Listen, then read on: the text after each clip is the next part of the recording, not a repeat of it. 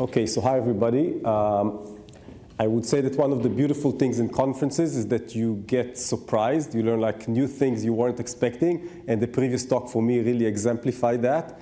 And for that, I think it's a good opportunity to thank the organizers that, even though we might have had good support, it's amazing and a lot of work to make sure that such a thing happens. And the beauty is that you learn like things I probably would have taken me years to come and learn about all the things that were shown. So I suggest we all thank the organizers for making that happen. And I'll be sharing with you today the work that we've been doing at the Weizmann Institute. It's a long-term project, so if you'll see that there's surprising things happening here, it's not because somebody was like so productive. It's just like it took us like 15 years, what I'll be telling you about. So it required many people's talent and also the willingness to jump into something that you're not sure would work and actually did not work in that time frame, but you can collaborate across PhDs and things like that. So when that happens, I think good things could work as a result. Okay, so what are we talking about? So we're trying to teach E. coli to do carbon fixation, and that sits out of that, for those who are less accustomed to the world of metabolism, there's this very basic distinctions between autotrophs, which are the ones that could basically, start from inorganic things like, CO2 in the air and do the magic of, take that, or actually the biochemistry of do that and use sunlight and produce biomass. And then the other major part in the tree of life is those heterotrophs, just like us, that would enjoy lunch in an hour or two, and would be consuming all of that and emit CO2. And that's like kind of like, I remember from high school when you learn about, the tree of life, that's like the most basic distinction.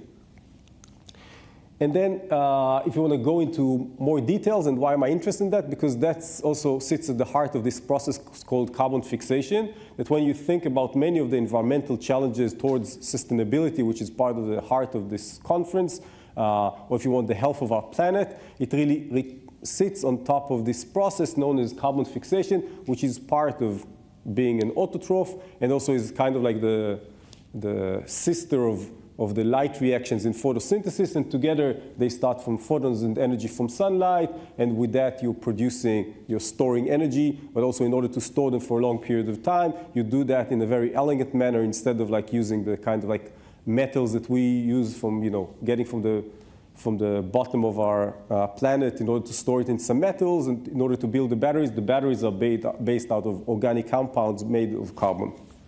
Great, so we're really interested in seeing what is the efficiency of this process, how can we understand it better, how could we utilize it better.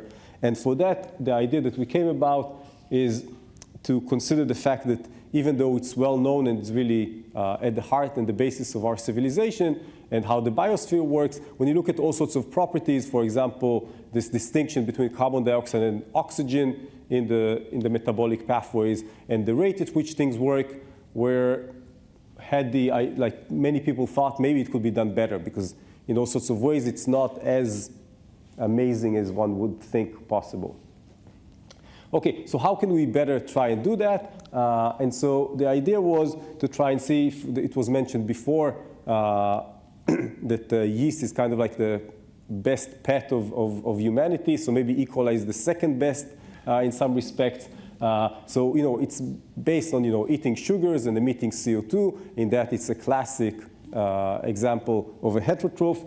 And we came out to ask the question of whether we could try and switch the direction, basically do a dietary shift in terms of what's known as trophic mode, or the diet that the E. coli eats, to make it such that it would eat CO2 and produce biomass. So sugar would be maybe the first step, and from there biochemistry could do all the rest.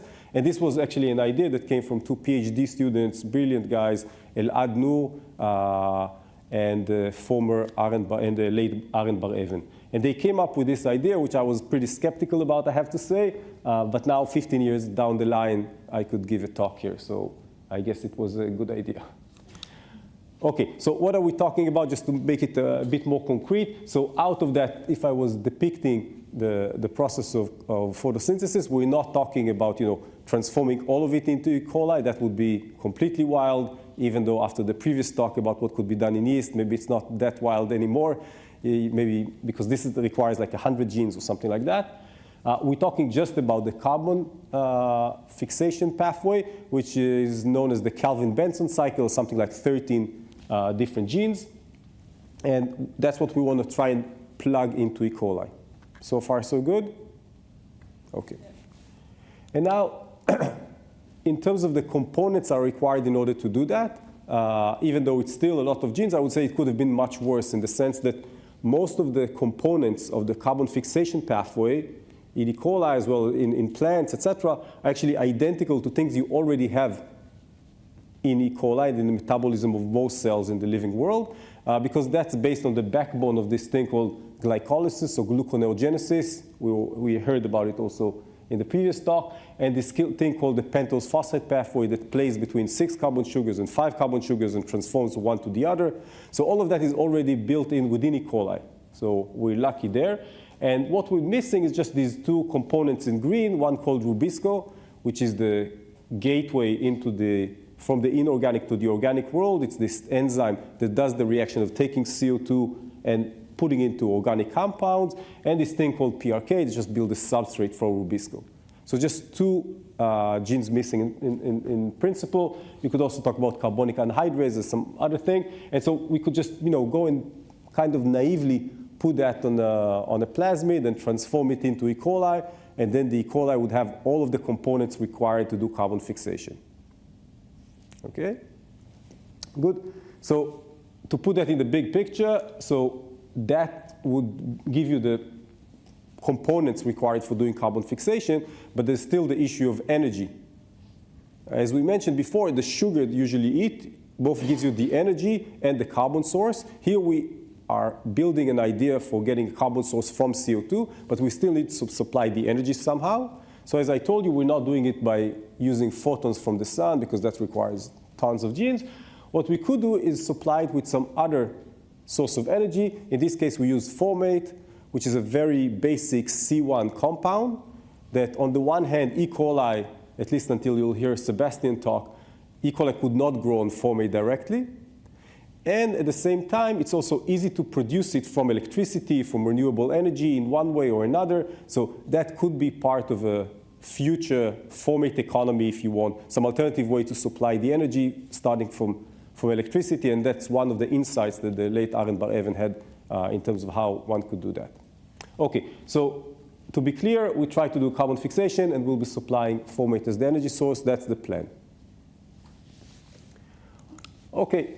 In order to do that, I already told you about putting a plasmid with those three components to complement glycolysis and the pentose phosphate pathway to give you all the components of the Calvin cycle. And you could also, on a different plasmid, put formate dehydrogenase. That's just a simple component enzyme that would take formate that will be supplying and would give you the reducing power, and from that you can get the ATP, and you have everything needed in principle in order to go from a wild-type E. coli into something that does carbon fixation. And it didn't work. Okay, so this was already after spending several years of work and getting funding, etc. It was kind of too late to say we're sorry and to pick up a different project. So we needed to see what could help us, even though that did not work. Yeah, so this is the. Okay, so if that's not enough, what is the problem here? Because in principle, we thought we had like this ingenious plan. So why did it fail? I think it's interesting to reflect on that for 1 second. So as I was told, even in the beginning when we just started on that, they told me, hey, you look like a nice guy, but you're pretty naive about all this. This is what's known as paper biochemistry, which in principle could work, but there's many, many different reasons why this could fail. So for example, the tuning of the enzyme levels, you have to make them correctly, and who knows how to do them properly. There's issues of toxicity of metabolites. There's things like allosteric regulation, all sorts of things that I could have also come up to the previous speaker and tell her it wouldn't work a priori, but it did work in yeast. And the question is whether it would work in E. coli when you're trying to do all of those things. And as I told you, it didn't work. So then it could be all of those things as well as some other things that maybe you can come up with.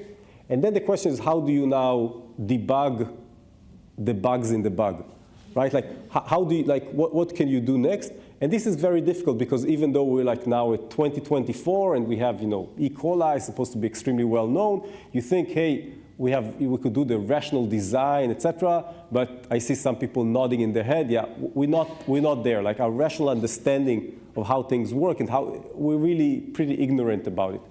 So we need a way, even though we don't understand what's happening here, to find some tool in order to optimize, solve all of those bugs in the design. And the question is, what tool is available for you to do that?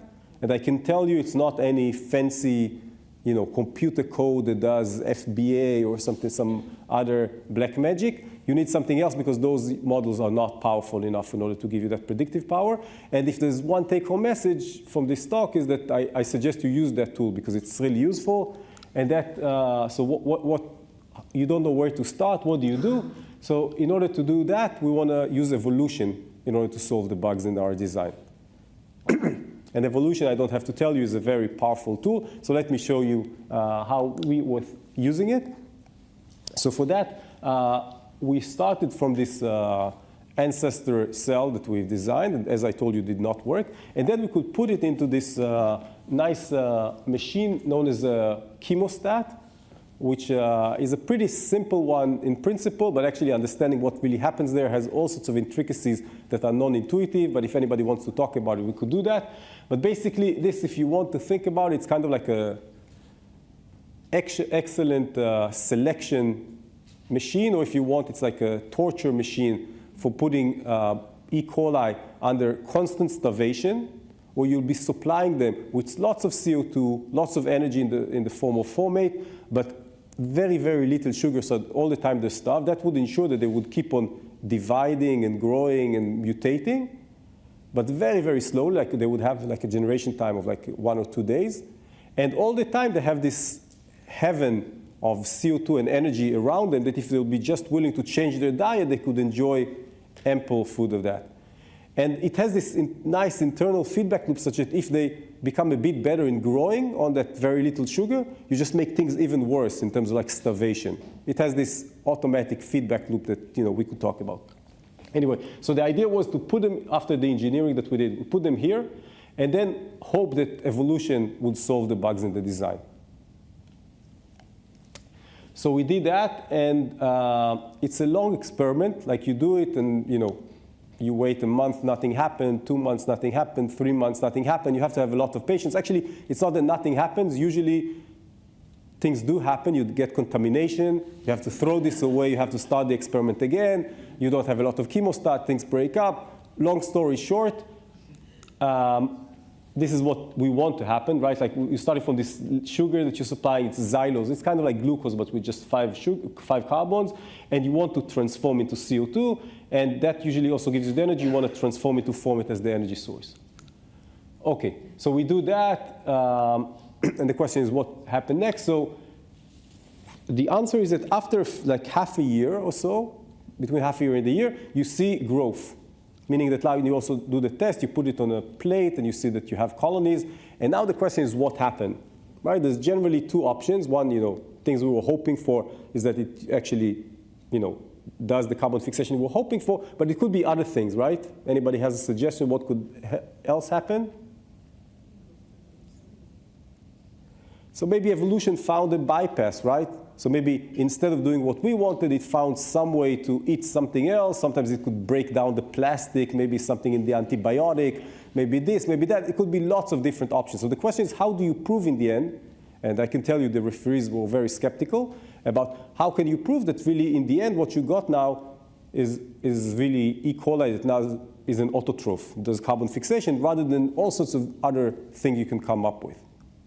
So for that, you need to find a way in order to test that. And it's not so trivial because there could be all sorts of different options.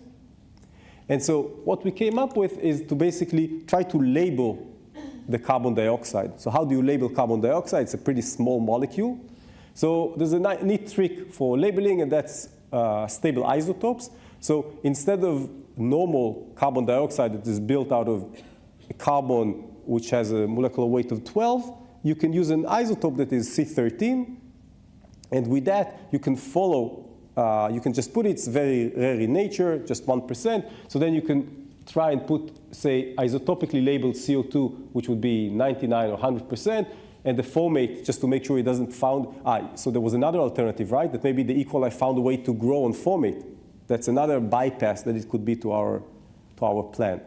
So you'll keep the formate naturally labeled, meaning C12, and this will be C13, and then you use the power of mass spectrometry in order to just see the growing bacteria. Okay, what are they composed of? Plan is clear? Okay, so this is what we did. So what you see here is a color map based on how much C13 you have. This would be 0, this would be 100%. As I told you, we'll be feeding with CO2 that's fully labeled, 100%. So this is all the places that CO2 feeds in. So this is the major one, Rubisco. There's also these funny anaplerotic reactions. You don't need to care about them. That's just like for those who are expert in metabolism. And the energy, as we mentioned, comes from formate, which is unlabeled. And now what you see in all the boxes here, this would be all sorts of components like amino acids, like histidine, serine, threonine, whatever, and also things like, all sorts of other metabolites. And we'd like to see how labeled are they. And this is the answer. It's as green as it gets. Okay, meaning it's close to 100% of all of those biomass components are coming from CO2. And if you're not impressed by that, nothing would impress you in the rest of the talk. That's as good as it gets. This is like 10 years of work. The students, some of the PhD, there's like PhD, it started with Niv Antonovsky that took this project upon himself, and then Shmuel continued, and now Ro'i continues, and Elia, etc. So this is, anyway, this is to me, I would say the main clear result that really the E. coli can do this crazy dietary shift, or very extreme dietary shift of being able to grow using CO2. Okay, so now you might be interested. So I think this confirms that. And now the question is, what happened in this half a year to a year, right? Because there was, we had to wait all of this time. We couldn't do it ourselves. So here it's nice because you can use, you can basically sequence the different strains. So basically, we took time course to see. And the short answer is that you find dozens of mutations, and it's not what you expect. At least not what we expected. Like, you could see nothing there that's in the Calvin cycle. Like, it's nothing in Rubisco, nothing in all those 13 enzymes. All the stories that rationally we could have told ourselves about, how, what changes do we need to do in order for that to work, is not what we found. And also dozens of mutations, like you don't know where to start. And again, it's nothing like that automatically tells you a clear story. So you need to find a way how to find what's happening here. So the way we did it is we repeated this half a year process or whatever several times in several parallel experiments. And we found what are the genes that tend to repeat themselves. So I don't know how much, how many details. So the question is, what is essential? What is the genetic basis? So I won't tell you the whole, all of the different steps done here. But basically, you repeat it several times. You look at what is the consensus mutations, and then you try to put them in. And again, it doesn't grow. So you take with these consensus mutations, put it again to the selection. And now you find that you don't need dozens, just a few more. And then you repeat that again. And then in the end, you're able to find what we call a compact set, meaning like what is the minimal number of mutations that you need in order to transform E. coli to do this. And the answer is 3. Which is again a surprise for us, that really this ability to go from the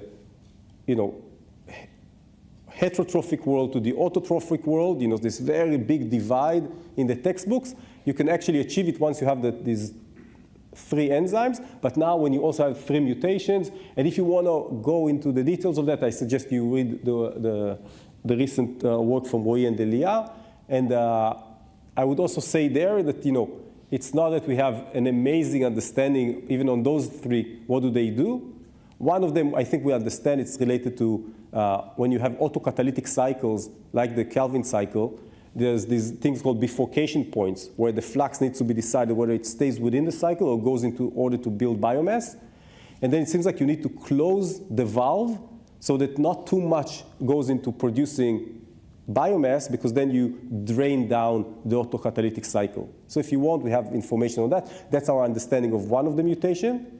And the two other mutations, they're like these, regulators of lots of stuff. One is called CRP, a general transcription factor in bacteria. One is RPOB that interacts with, part of the ribosomal processes. So this could do lots of stuff. So we need ways to do refactoring, such as, I've heard some talks in that direction. So hopefully that would give us better insight in the future. But if you want to see, but I think we established the fact that it's only 3 mutations in principle. So I think that's a surprise to me as well. Okay, so in wrapping up, I would say one thing we learned is that this saying by Orgel that evolution is smarter than you are, I think is correct. But I would maybe add to that I think it could also make you smarter.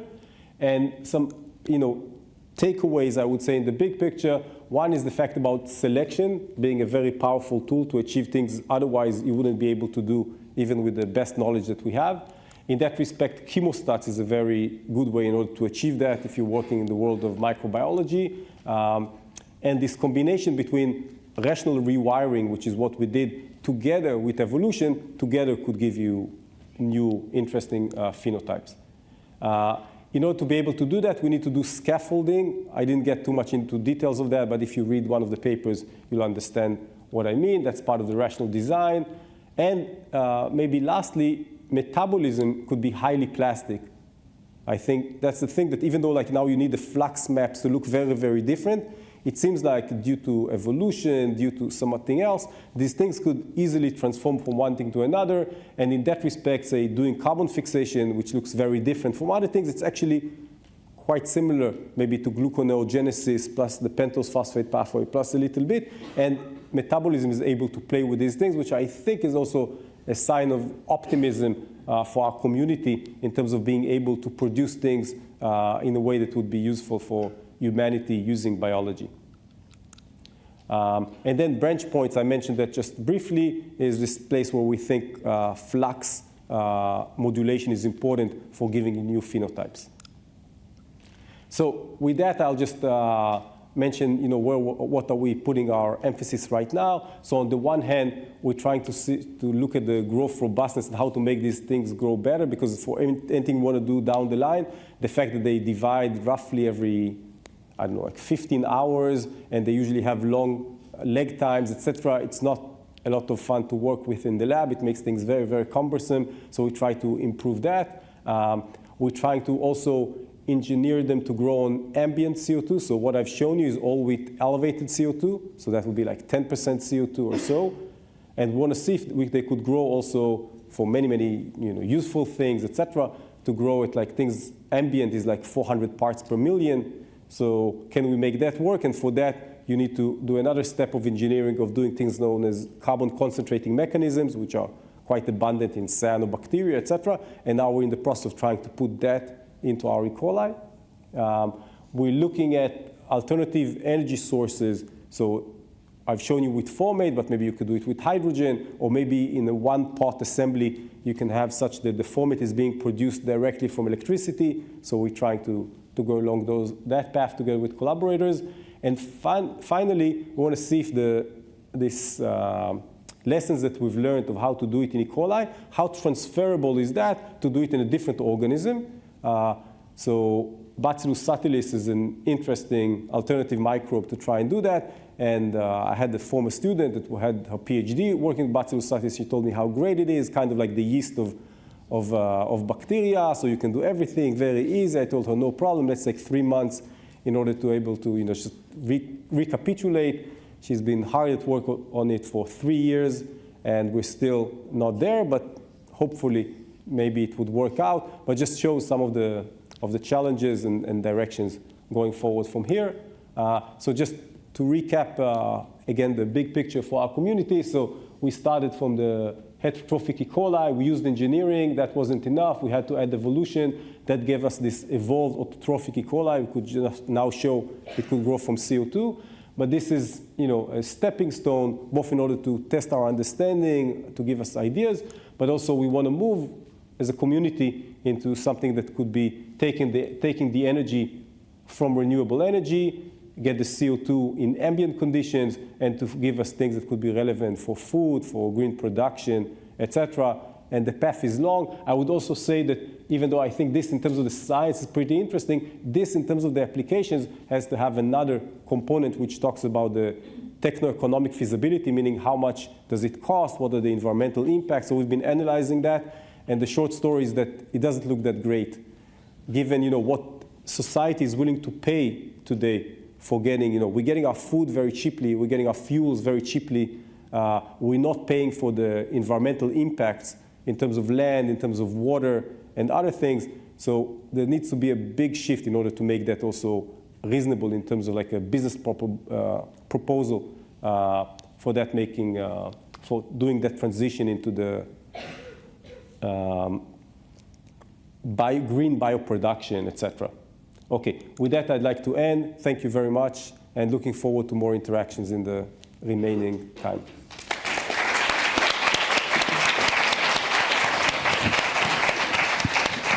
Great talk. Any questions? Okay. Thank you for such fantastic talk. It's brilliant to hear also about how engineering evolution is indeed an engineering tool. So I had some question on using engineering as a tool. Which ways have you approached to try to use it in a more like time-efficient way? You mentioned this process might have taken months of evolution, but also you mentioned like only 3 mutations could get you there. So questioning like, have you tried parallelizing the evolution process or using strains with a higher evolution rate or any other selections to get there in a more time efficient for future projects, or any thoughts on that? Thank you so much. Okay, so if I get it right, you're asking about the ability for doing that in a faster manner rather than several or many years. Mm-hmm. Okay, so first of all, I was pretty optimistic after we did that now next time, like now when we do it in E. coli, we could do it relatively quickly. Okay. Not 2 weeks, but relatively quickly. We thought it would be, in Bacillus it would work fast. Not so great for us. I would say that all of this adventure that I just told you over all these years, it's not that we came extremely well prepared for it. Okay, like using those chemostats, it was not our expertise. Doing the manipulations, I don't think we'd use the best, most of that. Like, it's just like, we did what we could, etc. Probably, labs or places that are good in something could have done it better. But then you need to try all of these things combined. So I think, there's a good chance that, with better now metabolic engineering and genomic engineering and better selection pressures, etc., I think it could happen much faster. No, yeah, I think that it's more like, do you think the natural mutation rate was what make it so slow, or because it was few generation because it was growing slow, or if you have like a higher mutation rate or any way to select, would you get to the jackpot of 3 mutations? Good, so higher mutation rate. So we did try to use like a mute S, mute this, mute that, like all sorts of hypermutators. We didn't find that it had, on the one hand, when we tried it, it's not that it was faster. At the same time, some of our strains that I mentioned, we had several repeats. Very often you would have a hypermutator, which was both nice in the sense that in the end we got a solution, and very sad in the sense that in those cases we usually had hundreds of mutations. So then you really didn't know what to do about it, except for doing this consensus and try to find what is. And we also, I think we could prove that it's not clear that this is such a great improvement for all sorts of reasons about the dynamics of how things take over in the evolution. So I don't have a clear answer. I have a really quick question. What was the scale of your chemostat experiments? Yeah, so I'm trying to remind myself. So we have 2 schemes. One is about 700 ml, and one is more like 100 ml. These were like the chemostats that we had available under our hands. We did try several times to build in the lab those smaller scale multi chemostat bioreactors 12, 24, which are smaller volume. And every time we had problems with contaminations and students, changing, leaving. So maybe that's the future, but so far this future is always elusive to us. And some friends of mine that have been, that are running such systems in the Netherlands, in the US, etc., it seemed to work nicely for them, but I haven't seen that they've been doing it on the half a year time scale, or usually it's more of for a week, for a month that they've been, and that's good for their experiments. But I think that's probably would be part of the future. Like somebody makes a good, robust system, either this scale or microfluidic or whatever. Microfluidic probably wouldn't help because you need to have some population size that is larger for the mutations. But yeah, I think it's a good direction. Thank you. So I have also a small technical question, which is how long does it take these cells to form a colony in the presence of CO2 and formate? Starting from one cell. Yeah. Yeah, so on the order of a week. Okay. So I'm just wondering, could you, as another way of proving the point you've already proven with the mass spec, can you show that they're auxotrophic for both CO2 and formate by just replica plating? Yes, so that's definitely, that was also the way we started, in the sense that we would take from the chemostat, we'll put them on a plate, and then we wait for colonies. And then when we have colonies, we could say, yeah, that proves things. But it actually doesn't prove things in the sense that in those agarose plates, you might have something from the agarose breaking down. You could have something coming from the water, even though it's double distilled. You could have the plastic, or maybe there's some remnants there. And actually, you often also, we did have many cases where we had these tiny colonies that I think might be related to that. But now we think that the plumpy, bigger colonies, that's what we're looking for. So it's a good way to do selection just to see the starting point, but then you need to prove it much more rigorously from there onwards. Thank you so much for the really nice presentation. This is very exciting.